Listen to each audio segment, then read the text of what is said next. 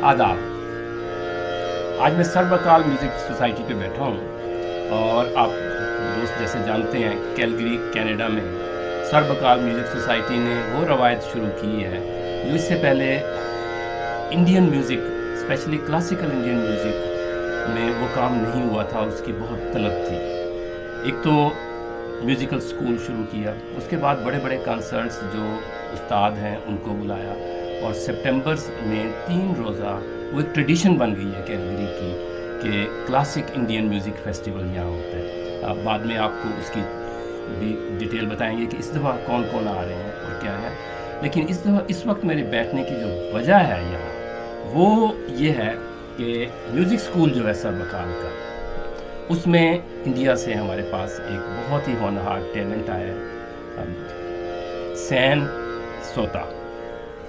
ये बच्ची जो हैं ये ग्वालियर घराना से हैं, प्रॉपर म्यूज़िक सीखी हुई।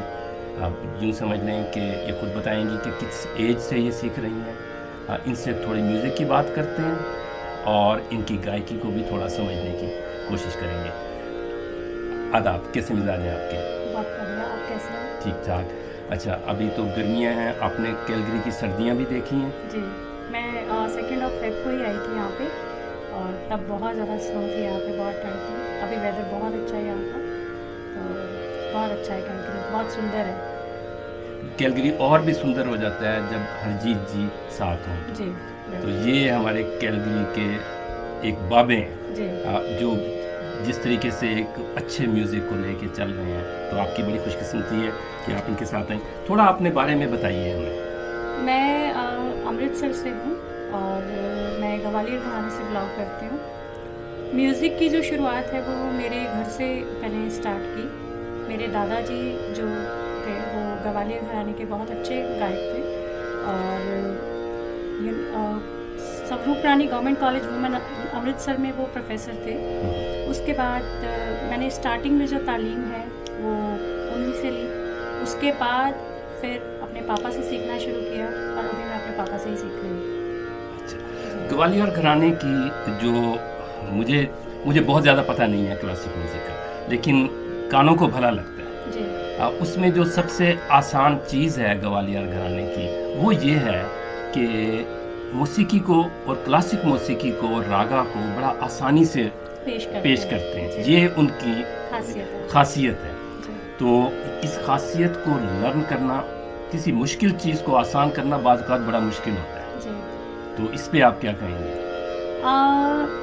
एक तो फैमिली में जैसे अभी मेरा म्यूज़िक था तो मैं बचपन से ही सुनती आ रही थी और मैं 3 साल की एज से गा रही थी। धीरे धीरे मैं जब बड़ी होती गई और प्रॉपर जो तालीम है मेरी वो 13 इयर्स की एज में मैंने स्टार्ट किया सीखना। अपने दादाजी के पास बैठ के। उसके बाद मैंने उनके पास कुछ टाइम सीखा, उसके बाद उनकी डेथ हुई और अभी तक मैं अपने फिर पापा से सीख रही हूँ जिनका नाम श्री राम नारायण मंगोत्रा है और वो बहुत अच्छा क्लासिकल म्यूज़िक मतलब गाते हैं और अभी मेरी तालीम उनसे ही है। मुश्किल जो है वो क्लासिकल म्यूज़िक है ही मुश्किल, उसको इजी करने का रियाज ही बस एक मेथड है जिसको मतलब रियाज ही करना पड़ेगा। तो मैं बचपन से ही रियाज कर रही हूँ, अभी भी कर रही हूँ, अभी भी मैं लर्न कर रही हूँ, अपने पापा से सीख रही हूँ जी। तो ये जो मुश्किल है आपने कहा रियाज उसको आसान कर देता है। अब मेरे जैसा गला है जो सराइकी में हम कहते हैं डोडर खां, तो आवाज़ अच्छी नहीं, तो क्या रियाज करके इस तरह के गले को भी बनाया जा सकता है कि वो गाने के काबिल हो सके और सुनने वालों को कान ना बंद करने पड़े? जी बिल्कुल, रियाज ही एक ऐसा है जिसके वजह से क्लासिकल म्यूज़िक एक ऐसा म्यूज़िक है जिसमें हम आगे जाके कोई भी गाना, गज़ल, गीत कुछ भी गा सकते हैं। मतलब जो बेस है वो क्लासिकल ही है। तो सबसे पहले अलंकारों का रियाज, बेसिक सा लगाना आना ज़रूरी है कि आप सा कैसे लगा रहे हो। उसके बाद अलंकारों का रियाज होता है। अलंकारों के बाद बंदिश को आप किस तरीके से प्रेजेंट कर रहे हो, विलंबित ख्याल कैसे गा रहे हैं, द्रुत ख्याल कैसे गा रहे हैं, तराना, फिर जाके जो एक प्रॉपर राग बनता है। अच्छा, जो सर्वकाल म्यूजिक सोसाइटी में जो स्कूल है जी, उसमें आप सिखा रहे हैं, तो उसमें बच्चे किस एज के आते हैं या कोई एज नहीं है सब एज के आते मेरे हैं? पास सभी एज के यहाँ पे बच्चे आ रहे हैं, ज़्यादातर अडल्ट आ रहे हैं। अच्छा। जी, और बहुत अच्छा गा रहे हैं वो भी। और इस बार शायद वो ICMF में, शायद नहीं, मैं कहूँगी कि ICMF में वो गाएंगे। और जो स्टार्टिंग है वो सरस्वती वंदना से वो बच्चे करेंगे। अच्छा, तो आपने उसको डिवाइड किया हुआ है कि उनको किसी का लेवल एक होगा, किसी का दूसरा होगा म्यूजिक में? जी बिल्कुल। तो आपके लिए ये मुश्किल नहीं होती होगी कि सबको एक साथ लेके चलना क्लास में? ज़्यादातर बच्चे सुरीले आ रहे हैं। अच्छा अच्छा। अगर किसी का थोड़ा बहुत मुझे लगता है कि स्वर कम है, मैं उनको प्रैक्टिस के लिए देती हूँ। उनके पास घर पे सारे इंस्ट्रूमेंट हैं, जैसे हारमोनियम और तंबूरा, वो घर पे जाके रियाज करते हैं प्रैक्टिस, और नेक्स्ट क्लास में आने तक उनका काफ़ी फ़र्क पड़ा होता है। जी, ये तो हो गई बात।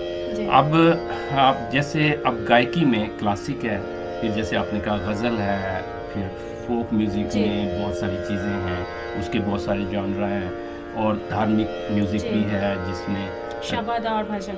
जी हाँ, भजन है और कीर्तन है। तो इन सब की क्लासेस भी अलग अलग हैं या आपने सबको उसके अंदर? मैं शामिल सभी किया को हुआ। जो स्टार्टिंग है वो क्लासिकल म्यूज़िक से कर रही हूँ, ताकि बच्चों का बेस बने। बेस बनाने के लिए उनको राग की बंदिश करवा रही हूँ मैं, कि किस तरीके से राग को कैसे प्रेजेंट करना है। मेरे दादाजी एक बात कहते थे कि बंदिश जो गानी है वो राग की ब्यूटी होती है, कि आप किस तरीके से प्रेजेंट कर रहे हो राग को। राग की बंदिश ही उसको बताती है कि आपके गाने का क्या तरीका है। तो ये चीज़ जो है, ये उनको बच्चों को सिखा रही हूँ कि इमोशंस किस तरीके से गाना है, गाने में नखरा है, गाने में कैसा है। तो वो सारी चीज़ें जो है गाने के कुछ अंग हैं, उनको बताया जाता है। ये बढ़िया इंटरेस्टिंग बात की आपने कि इमोशंस या हमारे पाकिस्तान से, बल्कि पूरे भारत और पाकिस्तान दोनों की एक बड़ी गुलकारा थी नूर जहां। जी।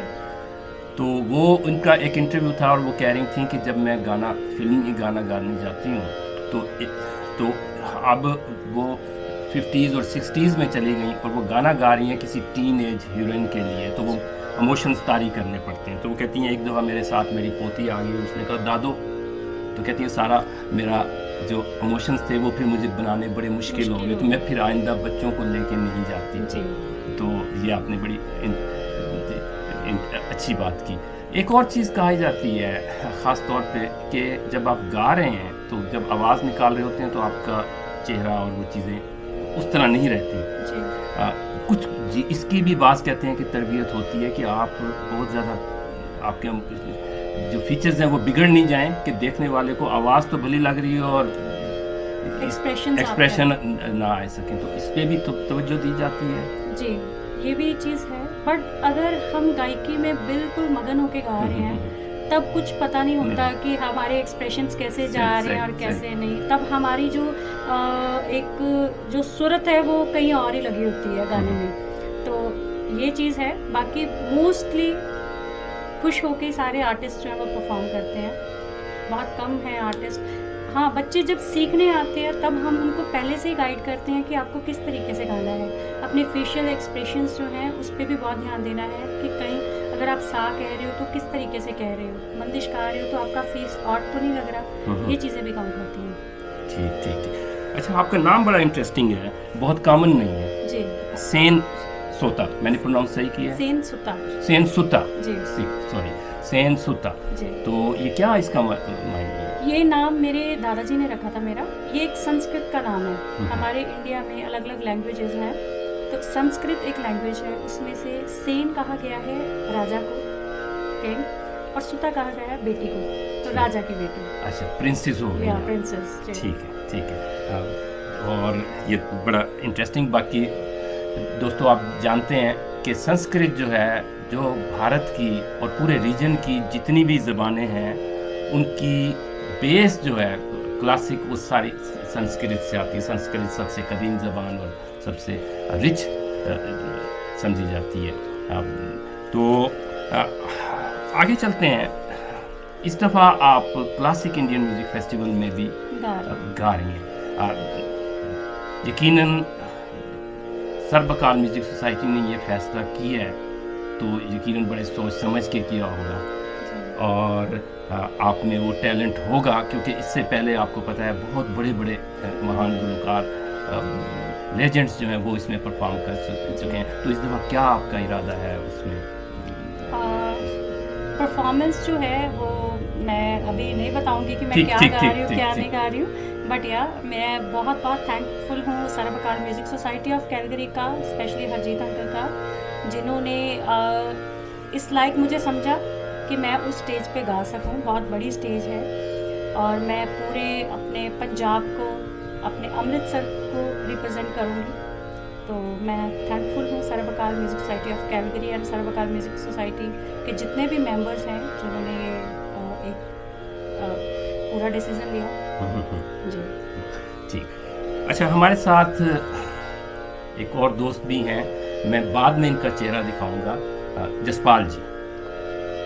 जसपाल जी, बहुत शुक्रिया आपका कि आप हमारे साथ हैं, और थोड़ा सा मैं इनको तकलीफ़ देंगे कि ये थोड़े राग छेड़ें, तो उस पे तबले की संगत आपने करनी है। बहुत नवाजिश होगी आपकी। Thank you very much. कुछ हमें कुछ ऐसा हो सकता है कि बाज़-औक़ात ये कहना बड़ा अजीब सा लगता है, लेकिन हम इस वक्त गुफ्तगू कर रहे हैं, आपका मूड शायद ना हो, कुछ रागा या कोई अलाप हमें। मैं राग हंस ध्वनि, शाम का टाइम है तो मैं राग हंस ध्वनि ज़रूर गाऊंगी। बिस्मिल्लाह।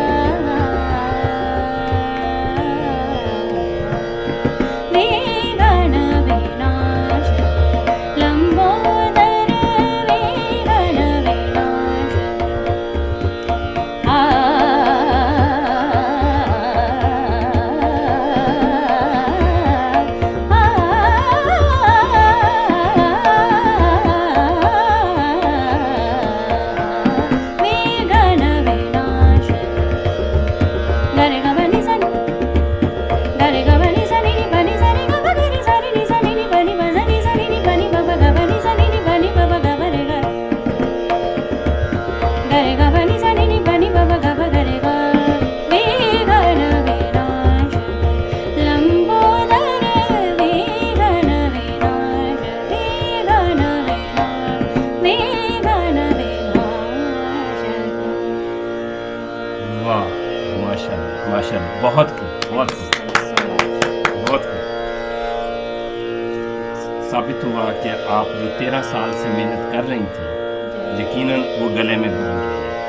अब दोस्तों, जब हम मौसीकी को ख़ास तौर पे वोकल है उसको जब हम लुत्फ़ उठाते हैं तो हमें बड़ा आसान लगता है, कानों को भला लग रहा होता है, लेकिन उसके पीछे कितनी मेहनत होती है और कितने बरसों की। बाज़ लोग होते हैं कि जिनका खुदादाद भी गला ऐसा हो जाता है कि वो थोड़ी सी मेहनत से सीख जाते हैं, लेकिन क्लासिक प्रॉपर सीखना बरसों की मेहनत होती है। और यकीनन सेम आपने वो मेहनत की हुई है। खुदा आपके गले को और खूबसूरत बनाए और ये सफ़र जारी रहे। अच्छा, जो लाइट म्यूज़िक है जी, तो आपका ये लाइट म्यूज़िक की तरफ भी आपने ट्राई किया, कोई गज़ल या इसी तरह फोक में? जी मैं गज़ल्स भी वैसे तो मेरा जो मेन है वो क्लासिकल म्यूज़िक ही है, बट सेमी क्लासिकल में मैं गज़ल्स भी गाती हूँ। और जैसे मैं अमृतसर से हूँ तो हमारे पंजाब में तो फोक वैसे भी काफ़ी है। तो हीर जो है पंजाब की, वो हीर वारिस शाह ने जो हीर लिखी थी, हीर आखदी जोगिया झूठ बोले, उसके कुछ आप इनायत करेंगे? जी।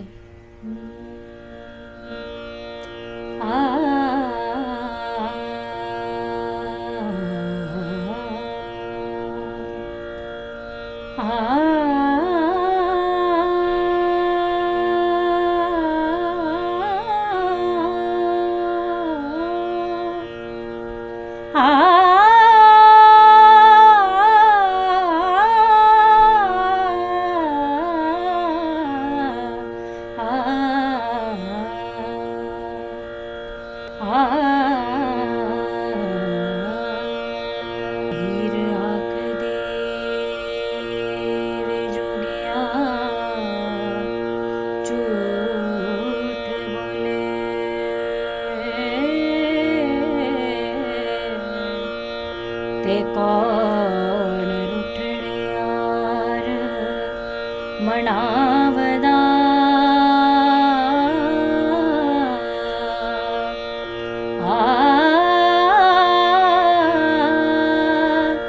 ऐसा कोई न मिलया मैं ढूंढत के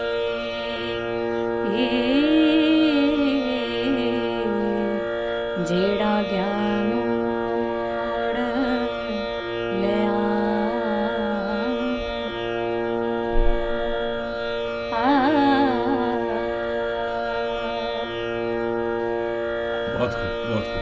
इसी तरीके से जो पॉपुलर म्यूज़िक मज़ीद है, मसलन गीत हैं जी, पंजाबी गीत भी हैं, हिंदी भी हैं, उर्दू भी हैं जी। तो उसकी तरफ भी आपने किया?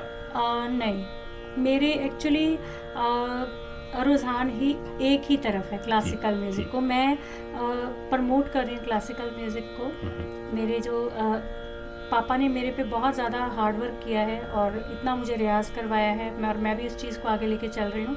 तो मेरे को यही है कि मैं क्लासिकल म्यूज़िक को ही प्रमोट करूँ, क्योंकि इसका अभी रुझान बहुत कम होता जा रहा है। लोग सीख भी रहे हैं, बट धीरे धीरे उनको मतलब इस चीज़ के बारे में समझ आ रही है कि क्लासिकल म्यूज़िक कितना रिच म्यूज़िक है।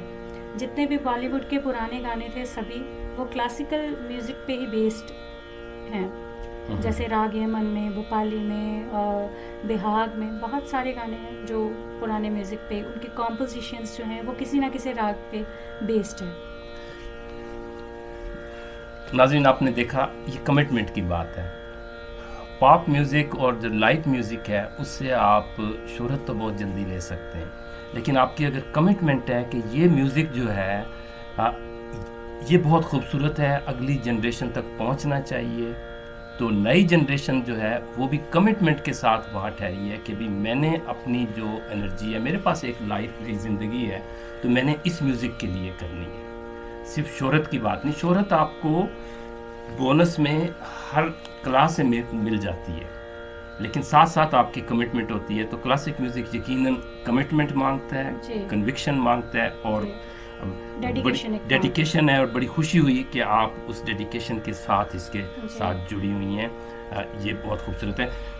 हम और आपने कोई बात करनी हो तो ज़रूर कीजिए, वरना मेरी गुजारिश होगी कि हम गुफ्तगू अब कम और आपसे एक दो चीज़ें अपनी मर्ज़ी की हम सुनेंगे। तो मैं कैमरे के पीछे जाता हूँ और आपको हम थोड़ा सुनेंगे।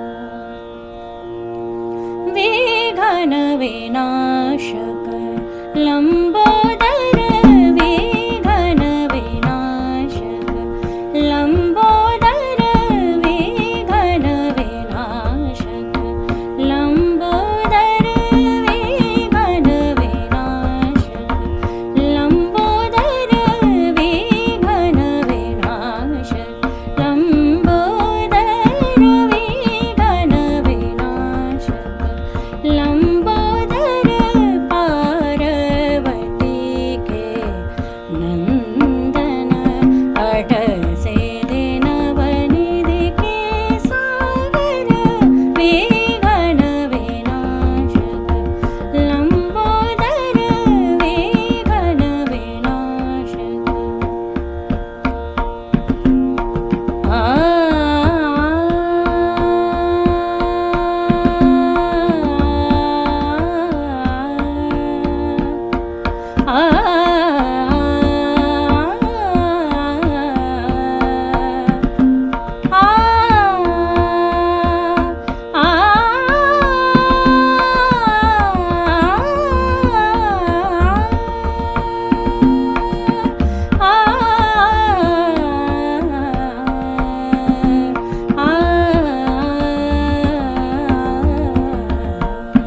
सिंधूर चर्चित सोहत अमर सिंधूर चर्चित सोहत अमर सिंधूर चर्चित सोहत अमर मूर्छक वाहन कर वेद गाय ओम देव देवन करुणा के अगन विघ्न विनाशक लंबोदर विघ्न विनाशक सरे ग ग रे ग ब ब ग ब नि नि प नि सा रे ग ब ग रे सा रे नि सा नि नि प नि प सा नि सा नि नि प नि प ब ग ब नि सा नि नि प नि नि प नि प ब ग ब ग ग रे रे सा रे नि सा नि नि प नि सा रे ग सा नि प नि सा रे ग सा नि प नि सा रे ग विघ्न विनाशक लंबोदर विघ्न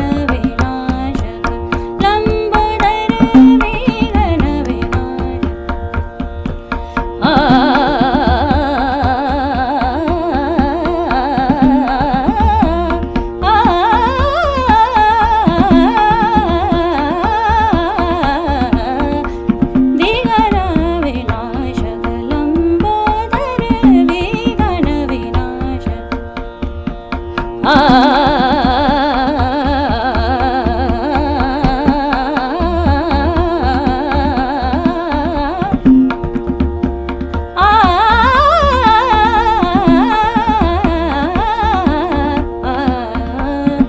विघ्न विनाशक लंबोदर विघ्न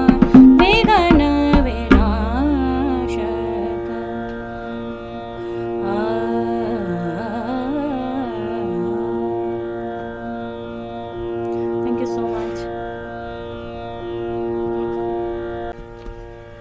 बहुत शुक्रिया, आपसे बात करके बहुत अच्छा लगा। इसी तरह जुड़ी रहें क्लासिक म्यूज़िक से। और मुझे बहुत तो पता नहीं है क्लासिकल म्यूज़िक का, लेकिन कानों को आपकी जो बात सुनी, आपका जो आलाप सुने, बहुत भले लगे। इसका Thank you मतलब है so आपकी much. मेहनत बहुत ज़्यादा है। Thank you so much. मैं आपका भी थैंक्स करती हूँ कि आपने आज यहाँ पर आए। और बहुत शुक्रिया।